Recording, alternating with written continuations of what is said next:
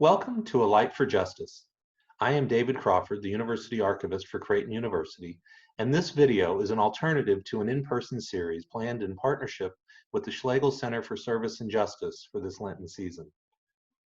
One of the blessings of my job is that I get to work with the Heritage Edition of the St. John's Bible, which Mike and Nancy McCarthy have generously loaned to Creighton. The Heritage Edition is housed in Reinhardt Alumni Memorial Library's Rare Books Rooms, which was originally intended as a site for this series. The theme of our series is justice. A team of students led by Alyssa Beasley of the Schlegel Center selected illuminations and topics for the weekly sessions. Our plan was to feature a different illumination each week, followed by a discussion and opportunities for education and action. We had 2 weeks of great programs, and then the coronavirus caused us to change course. Even though we canceled the remaining in-person sessions in the Rare Books Room, we wanted to continue focusing on the mission of reconciliation and justice. It was too good an idea to be sidetracked. So these videos are a modest attempt, a very modest attempt, to continue the program in a virtual form.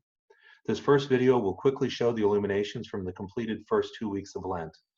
Over the next few days, we will upload a video for each of the sessions that didn't take place.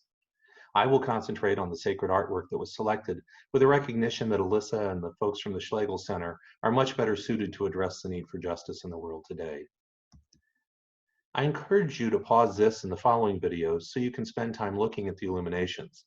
As you do, keep in mind that the artists of the St. John's Bible use metallic gold to indicate the presence of God, silver or platinum to indicate wisdom, and rainbows, which you'll see in later illuminations, to indicate the hope we have in God's promise. Sally Mae Joseph's beautiful treatment of the verses from Micah guided us, and we used it to announce the program. Our first week, we started with Wisdom of Solomon by Hazel Dolby, which highlights the close relationship between the wisdom of God and justice. I talked more about this illumination on March 2nd, but today I'll just draw your attention to the gold and silver bars that accompany the gold streak splitting the deep purple field, as well as the clear statement, the wisdom of God was in him to execute justice. One of the reasons we chose this for week 1 is that God's wisdom for justice seemed an appropriate introduction for this series.